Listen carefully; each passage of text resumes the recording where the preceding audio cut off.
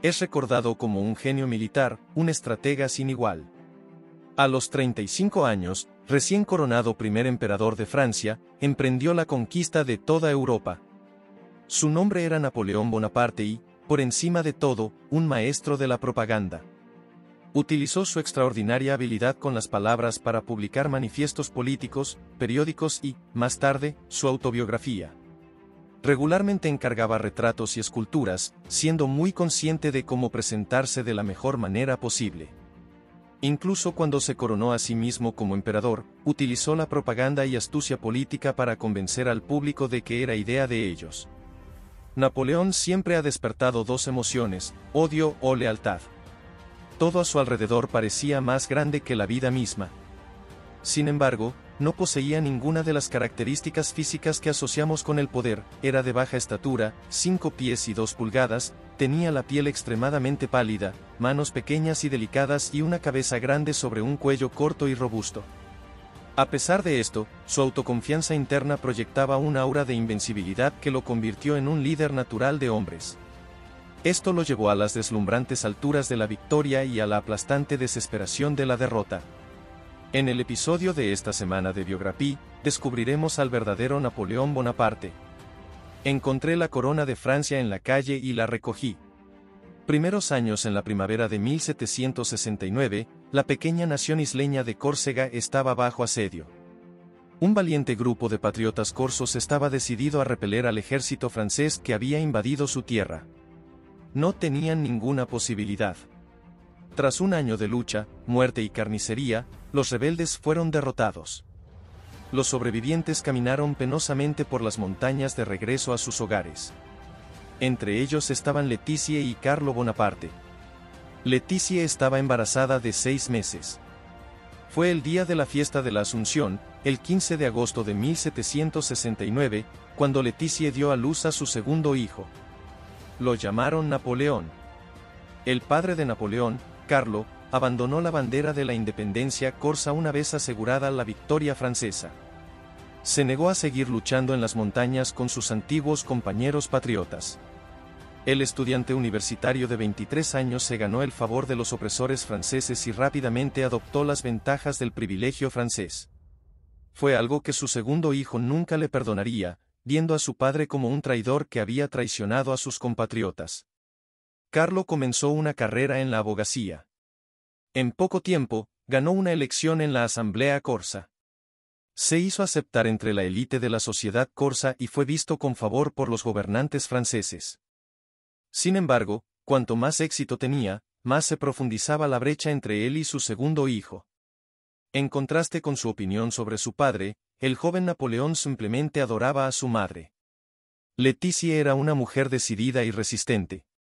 De sus 3 embarazos, tuvo 8 hijos. Una disciplinaria severa, no toleraba tonterías. Sin embargo, Napoleón más tarde recordaría que todo su éxito en la vida se debía a la formación que había recibido a los pies de su madre. Academia Militar. Napoleón pisó tierra firme en la Francia continental por primera vez en el invierno de 1778, gracias a que su padre le consiguió un puesto en el prestigioso Colegio Militar Real de Brienne, en el norte de Francia. Lo odiaba. Acostumbrado al calor del Mediterráneo, el clima duro lo hizo tiritar hasta los huesos. Además, el muchacho delgaducho y torpe apenas podía hablar francés. Cualquiera de los hechos de que fuera un becado, un campesino y un corsé le hubiera bastado para convertirlo en blanco de los abusadores. Sin embargo, de alguna manera, Napoleón se acostumbró a la vida en Brienne. Su terquedad y apariencia fuerte lo volvieron inmune a las burlas de sus compañeros más privilegiados.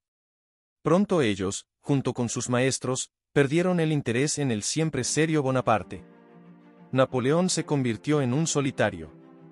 A los 16 años, Napoleón comenzó su aprendizaje militar como teniente segundo, entrenando con la unidad de artillería de élite del país. Aprendió su oficio y se convirtió en un hábil manejador de armas y en un capaz líder de hombres. Sin embargo, el avance que había planeado para sí mismo tardó en llegar. Pronto se dio cuenta de que el trabajo duro y la dedicación no eran suficientes para forjar una destacada carrera militar, la posición y el dinero también tenían su papel. Y él carecía de ambos. A finales de su adolescencia, Napoleón se encontró en un estado de inercia frustrante. Sabía que estaba destinado a grandes cosas. Sin embargo, nada estaba sucediendo para él. Se aburría mortalmente. Lo que Napoleón necesitaba era un acontecimiento cataclísmico que sacudiera el orden existente y le presentara la oportunidad de tomar el control y dar forma al futuro. Sin saberlo, eso estaba a la vuelta de la esquina. París en llamas. El 14 de julio de 1789, París estalló en revolución. La chispa que desencadenó la revuelta en toda su furia ocurrió cuando una multitud se apoderó de un arsenal llamado Hotel des Invalides, tomó sus armas y asaltó la prisión de la Bastilla en busca de pólvora y munición. La noticia se propagó del éxito de la multitud y los levantamientos comenzaron en toda Francia, tomando graneros y casas señoriales. El país estaba en turbulencia. Napoleón, con 20 años, estaba lejos de París cuando estalló la revolución. Aunque no era un revolucionario en sí mismo, dio la bienvenida a la revuelta que sacudía el sistema de privilegios que tanto despreciaba. Después de todo, era este mismo sistema el que le había impedido alcanzar el ascenso en el rango que él sentía que le correspondía. Cuando se declaró la República Francesa en otoño de 1792, el ambicioso Corso quiso desempeñar un papel. Formulando un plan, se tomó un permiso del ejército y regresó a Córcega, que ahora era parte de Francia. Tenía la intención de entrar en la política local y ascender en los rangos hasta poder ejercer su influencia en el escenario nacional. Sin embargo, el gobernador Corso rechazó a Napoleón, llamándolo un gran chico inexperto. Napoleón reaccionó creando una base de poder para oponerse al gobernador. Atrajo a un grupo de jóvenes e impetuosos seguidores. Pero el establecimiento resultó ser demasiado fuerte. Napoleón se vio obligado a huir a las montañas. Él y toda su familia fueron etiquetados como traidores y enemigos de la patria. Partiendo hacia Francia en junio de 1793, Napoleón estaba más duro, con los ojos más fríos y una piel más gruesa como resultado de su desafortunada experiencia en Córcega. La experiencia también causó un desplazamiento mental, ya no era corso, ahora era completamente francés. Sin embargo, esa Francia tendría que ser moldeada para hacerse digna de él. Tomando el control, Napoleón regresó al ejército como capitán de artillería. Rápidamente recibió órdenes de dirigirse a Tolón, una ciudad de 28.000 habitantes que se había levantado en rebelión. Los ciudadanos de este puerto sureño habían abierto su puerto a los británicos. El trabajo de la artillería francesa era evitar que los británicos obtuvieran un punto de apoyo y someter a los rebeldes. El problema era que los británicos defendían la ciudad desde los cañones de sus barcos.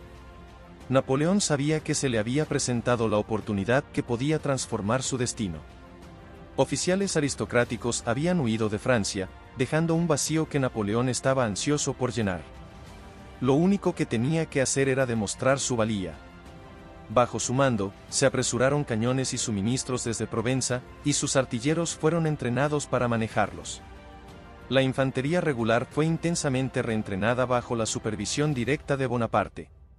También comenzó a mostrar destellos del carisma que forjaría una lealtad inquebrantable dentro de sus filas. El 17 de diciembre, dirigió personalmente el asalto al fuerte Eguillet. Su valentía y astucia fueron evidentes de inmediato.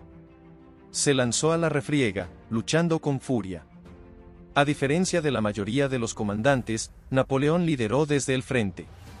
Un caballo fue abatido bajo él y una bayoneta enemiga lo cortó en el muslo. Sin embargo, continuó atacando y sus fuerzas rápidamente superaron la resistencia. En cuestión de horas, 10 barcos británicos habían sido destruidos y los que quedaban estaban en retirada. El pueblo local fue sometido. Fue una sorprendente victoria para Napoleón, que le valió una promoción a general de brigada. En la primavera de 1795, Napoleón visitó París, con su ambición ardiendo más que nunca. Mientras estaba allí, se le encargó someter a las turbas parisinas por cualquier medio necesario. Aprovechó la oportunidad, reuniendo cañones y mosquetes para equipar a su mal armada fuerza. Colocó sus cañones dentro del Palacio de las Tullerías en posiciones que lo hacían inexpugnable.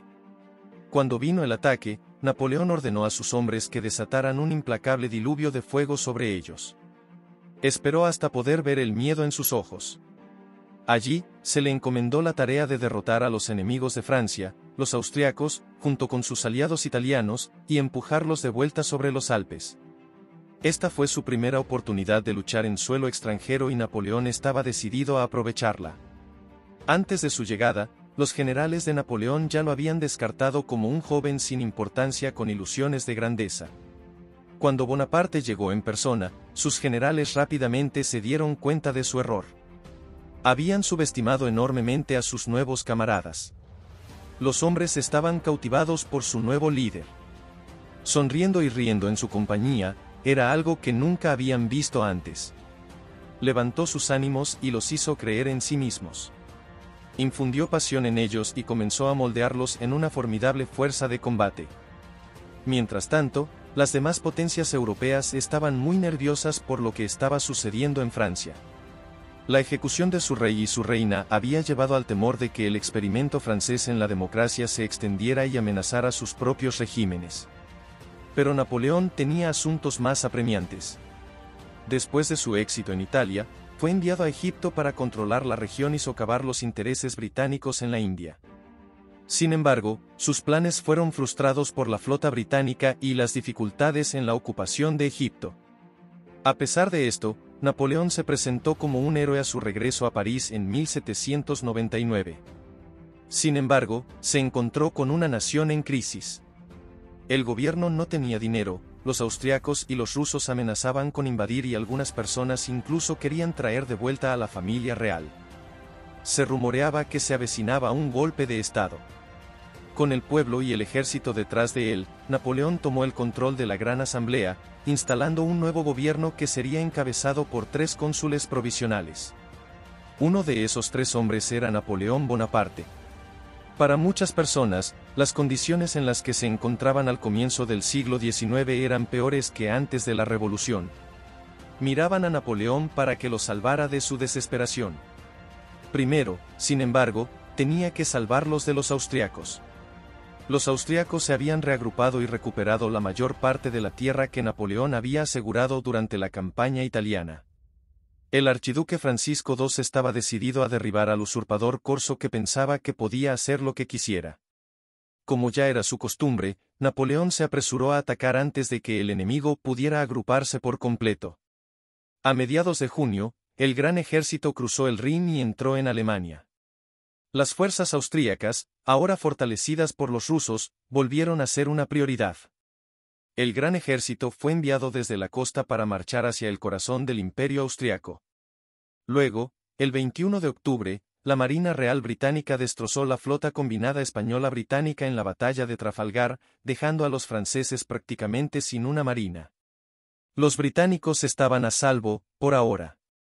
El 2 de diciembre de 1804, Napoleón se coronó a sí mismo como el primer emperador de los franceses en una ceremonia fastuosa. En todo menos en nombre y lugar, era como la coronación de un rey. A pesar de su creciente imperio, Napoleón sabía que la Gran Bretaña seguía siendo una amenaza. Era el soberano supremo de la masa de tierra que era Europa. Sin embargo, Gran Bretaña tenía un control indiscutible sobre los mares. Era fabulosamente rica debido a sus conquistas coloniales y tenía una flota naval que dominaba sin rival. Napoleón sabía que si alguna vez iba a controlar Europa por completo, tendría que derrotar a los británicos. Así que ideó un plan audaz para invadir Gran Bretaña. Sabía que tenía que reunir una inmensa flota de barcos de guerra y transportar a su ejército a través del Canal de la Mancha. Pero mientras Napoleón estaba ocupado con sus preparativos, Gran Bretaña se adelantó y lanzó un ataque preventivo sobre la flota francesa en Toulon. Con su flota destruida, Napoleón tuvo que abandonar sus planes de invasión de Gran Bretaña. Sin embargo, no era hombre de quedarse quieto. Se dispuso a expandir su imperio en otras direcciones. Conquistó el reino de Nápoles, estableciendo a su hermano José en el trono. Luego, en 1806, derrotó al Sacro Imperio Romano y estableció la Confederación del Rin, una alianza de estados alemanes bajo su influencia. A pesar de su éxito, Napoleón sabía que había una amenaza aún mayor en el este, el Imperio ruso. Rusia era vasta y poderosa, y sus ejércitos eran temibles.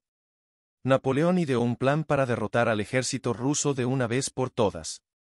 En 1812, reunió un inmenso ejército, la Gran Armada, compuesta por soldados de toda Europa.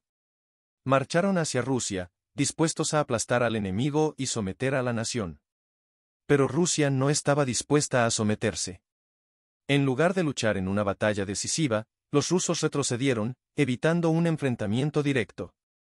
Napoleón y su ejército avanzaron profundamente en territorio ruso, enfrentándose a la quema de tierras y la retirada del enemigo. La estrategia rusa era simple pero efectiva, no darle al ejército francés ninguna oportunidad de victoria fácil. Finalmente, Napoleón y su ejército llegaron a Moscú. Pero para su horror, encontraron la ciudad en llamas. Los rusos habían incendiado Moscú para evitar que los franceses la utilizaran como base. Con el invierno acercándose y sus suministros agotándose, Napoleón se vio obligado a retirarse. La retirada fue un desastre. El ejército francés estaba en ruinas, devastado por el hambre, el frío y los ataques rusos. Solo una pequeña fracción del ejército que había marchado a Rusia regresó a casa. Fue un golpe aplastante para Napoleón y su imperio. La derrota en Rusia debilitó su posición y alentó a sus enemigos a unirse contra él. Pronto, las fuerzas aliadas marcharon hacia París, y en 1814, Napoleón se vio obligado a abdicar. Fue exiliado a la isla de Elba, en el Mediterráneo, donde vivió bajo custodia británica. Napoleón no estaba dispuesto a rendirse. En febrero de 1815, escapó de la isla y regresó a Francia, donde fue recibido con entusiasmo. Napoleón retomó el poder y gobernó durante los 100 días, un periodo en el que trató de restaurar su imperio. Sin embargo, sus enemigos no estaban dispuestos a permitirlo. Las fuerzas aliadas se unieron nuevamente, esta vez bajo el mando del duque de Wellington. En junio de 1815, las dos fuerzas se enfrentaron en la batalla de Waterloo. Aunque Napoleón mostró valentía y liderazgo en la batalla, sus tácticas no fueron suficientes para superar a los aliados. Fue derrotado y esta vez, no hubo vuelta atrás. Napoleón fue nuevamente forzado a abdicar y fue exiliado a la isla de Santa Elena, en el Atlántico. Pasó sus últimos años allí, lejos del escenario mundial que una vez había dominado. En 1821, murió en la isla a los 51 años. Napoleón Bonaparte, el genio estratégico que cambió el curso de la historia europea, dejó un legado de ambición, conquistas y luchas que aún resuenan en la memoria colectiva. Su capacidad para inspirar lealtad, su audacia en el campo de batalla y su habilidad para moldear los destinos de naciones enteras lo convierten en uno de los líderes más icónicos y controvertidos de la historia. Su influencia se extiende desde la forma en que se libran las guerras hasta la configuración de las estructuras políticas y sociales en Europa y más allá. Aunque su imperio se derrumbó, su legado perdura, y su figura sigue siendo objeto de estudio y admiración en todo el mundo.